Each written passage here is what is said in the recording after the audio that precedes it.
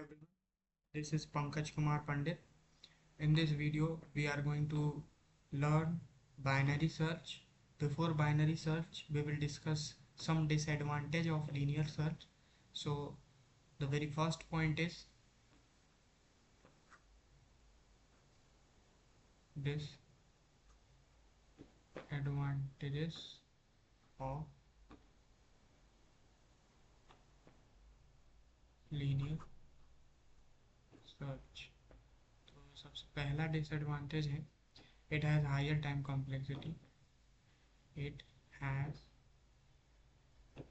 higher time complexity. That is big O. अब ये higher time complexity कैसे है as comparison to binary search. जब हम बाइनरी सर्च और लीनियर सर्च की टाइम कॉम्प्लेक्सिटी देख रहे होंगे तब तब हम समझेंगे कि कैसे हायर टाइम कॉम्प्लेक्सिटी। अभी के लिए इतना ही कि it has higher time complexity. Second disadvantages is if the list is shorted, then it will not take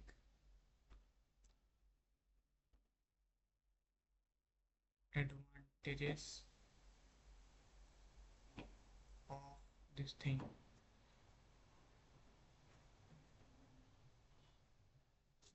Second disadvantage is अगर लिस्ट शॉर्टेड है तो लीनियर सर्च कहीं ना कहीं इसका फ़ायदा नहीं उठा पाता है जो कि बाइनरी सर्च उठा लेता है। तो सेकंड पॉइंट पे जाते हैं, that is binary search. Disadvantage में दो ही, this is the main disadvantage. This two is main disadvantage.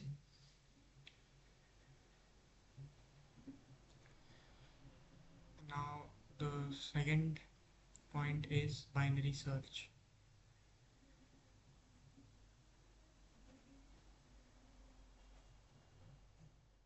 Definition की बात करें तो it is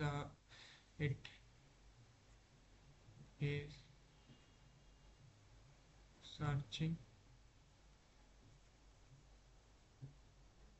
algorithm follow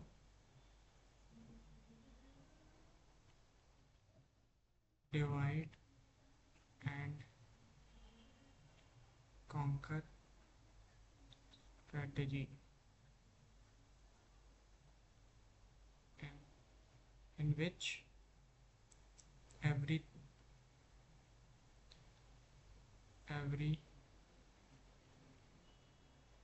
time list is divided into two half, or you can say part, and the given list must be shorted. तो binary search की definition क्या बोलती है? It is a linear search algorithm, ठीक है। Follow divide and conquer strategy. Divide and conquer क्या? Divide and conquer एक type की स्ट्रेटजी है जो कि प्रॉब्लम सॉल्विंग में हेल्प करती है। तो divide and conquer, for example कोई भी प्रॉब्लम है, उस प्रॉब्लम को हम सब प्रॉब्लम्स को डिवाइड करते हैं, जो सब प्रॉब्लम को सॉल्व करते हैं, और जो भी सॉल्यूशन है सब प्रॉब्लम को फाइनल सॉल्यूशन में हम ऐड करते हैं। This is a divide conquer strategy. अभी के लिए इतना काफ़ी है, आगे की वीडियो में हम इसको भी कवर कर रहे होंगे। In which every time list is divided into two halfs. मतलब लिस्ट को हम दो हाफ में डिवाइड करते हैं हर समय, ठीक है। हर समय मतलब मिड्स, हम उसका मिड कैलकुलेट करते हैं। जैसे एक लिस्ट गिवन है, लिस्ट गिवन में एक लो होता है और एक हाई। लो यानी सबसे शुरुआती इंडेक्स और हाई मतलब सबसे आखिरी इंडेक्स, इन दोनों को मिड कैलकुलेट करते हैं। मिड कैलकुलेट करने के बाद मिड के जो भी लेफ्ट हैं और जो भी राइट हैं, दोनों को मतलब लेफ्ट वाले से फिर हम मिड कैलकुलेट करते हैं, फिर राइट वाले को फिर राइट से मिड कैलकुलेट करके ऐसे डिवाइड करते चले जाते हैं। This is divide into two halfs. ठीक है, ऐसे डिवाइड एंड कॉन्कर, इस प्रकार से डिवाइड एंड कॉन्कर भी हो गया।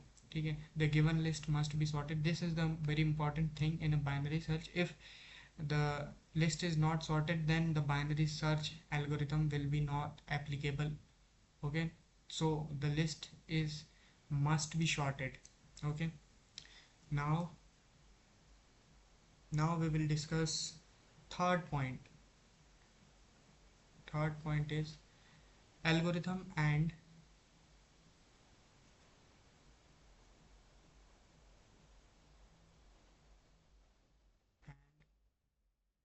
working binary search। ठीक है, अब इस एल्गोरिथम को हम दो तरह के मेथड होते हैं, एक आइटरेटिव मेथड होता है और रिकर्सिव मेथड होता है। इस वीडियो में हम आइटरेटिव मेथड को कवर करेंगे, अगले वीडियो में हम रिकर्सिव और उसकी बाइनरी सर्च की टाइम कॉम्प्लेक्सिटी को कवर करेंगे। ठीक है, तो this is iterative method, I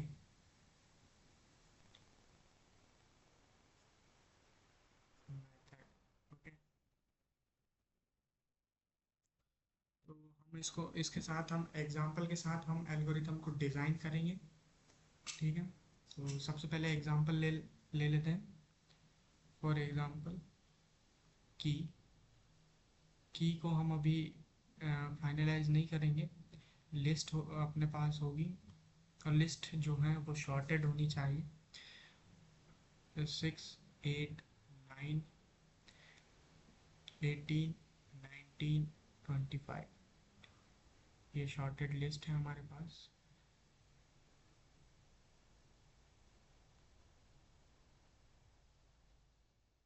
indexing कर देते हैं 1, 2, 3, 4, 4 एंड 5। ठीक है,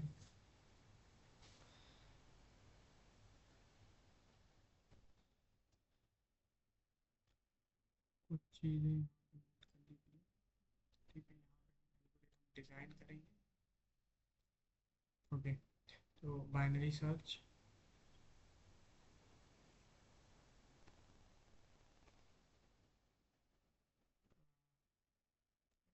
पैरामीटर क्या लेगा, एक लिस्ट की लो हाई। ठीक है, फिर हम डिज़ाइन करेंगे। लो क्या है इधर, लो ये है, this is low, high this is high. तो सबसे पहले मिड कैलकुलेट करेंगे। मिड क्या होता है, mid equals to low plus high divided by two. ठीक है, अब लो प्लस हाई, 0 + 5, सबसे शुरू में 0 + 5 डिवाइडेड बाय 2, और 0 + 5 डिवाइडेड बाय 2, दैट मीन्स 2.5। इसका हम फ्लोर लेते हैं तो 2 आता है फ्लोर। ठीक है, अब फ्लोर मतलब क्या है कि जो छोटी वैल्यू, जैसे डेसिमल 2.5 से छोटा क्या है, 2 है, तो ठीक है। अगर इसी की हम सील वैल्यू की बात करें, 2.5 का सील वैल्यू क्या होगा, 3 होगा। सील वैल्यू को हम ऐसे रिप्रेजेंट करते हैं, 2.5 दिस इज सील, और इसके बड़ा यानी सील यानी सीलिंग यानी ऐसे ऐसे याद रख लो, जैसे 2.5 की सीलिंग क्या होगी, मतलब ऊपर क्या होगा, 2.5 से ऊपर क्या होगा, 3, और फ्लोर यानी 2.5 से नीचे क्या होगा, 2।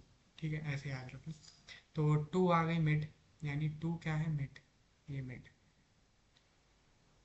ठीक है, तो अब की वैल्यू सबसे पहले हम 9 ले ले रहे हैं इजी एक्सप्लेनेशन के लिए। इफ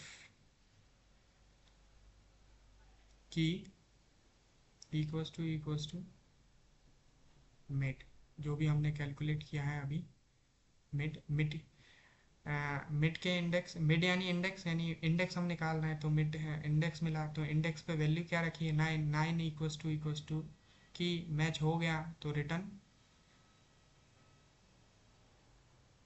1 करवा देंगे, इजी। लेकिन अगर ऐसा नहीं हुआ, इफ सपोज की वैल्यू हमने 8 ली, ठीक है, तो की क्या है, 8 है, 8, और इंडेक्स पे वैल्यू क्या, मिड पे वैल्यू क्या रखी है, 9 रखी है, तो मतलब क्या है कि 8 जो है वो लेस है 9 से, यानी लेस है एरे ऑफ मिड से। तो इसका मतलब क्या है, इसका मतलब ये है कि हमारे लिस्ट शॉर्टेड है, ये मिड फाइंड हो चुका है। इसका मतलब क्या है, मिड फाइंड होने का मतलब क्या है कि मिड से लेफ्ट हैंड साइड पे मिड से छोटी वैल्यू आएंगी और राइट हैंड साइड पे मिड से बड़ी वैल्यू आएंगी। ठीक है, यही है शॉर्टिंग का फ़ायदा। तो इससे हमें ये पता चल गया कि हमारा की कहाँ पे लाई करेगा। जैसे अभी मिड की वैल्यू 9 है, हमारे पास की 8 है। अब 9 जो है, 8 जो है वो 9 से छोटा है, यानी मिड से लेफ्ट हैंड साइड पे लाई करेगा।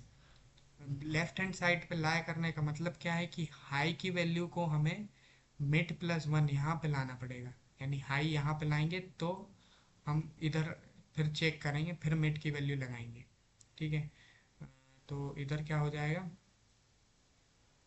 हाई की वैल्यू चेंज होगी, इधर हाई इक्वल्स टू मिड -1। ठीक है, अगर सपोज ये भी कंडीशन फेल फॉल्स हुई तो क्या होगा कि लेट सपोज की वैल्यू है हमारे पास 18, की वैल्यू 18 और 18 इज ग्रेटर देन 9।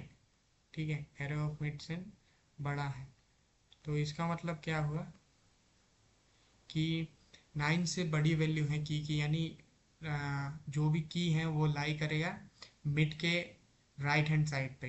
तो राइट हैंड साइड पे मूव करने के लिए हमें लो को इधर लाना पड़ेगा, लो को इधर लाना पड़ेगा, तो मतलब क्या है, लो इक्वल्स टू मिड प्लस 1।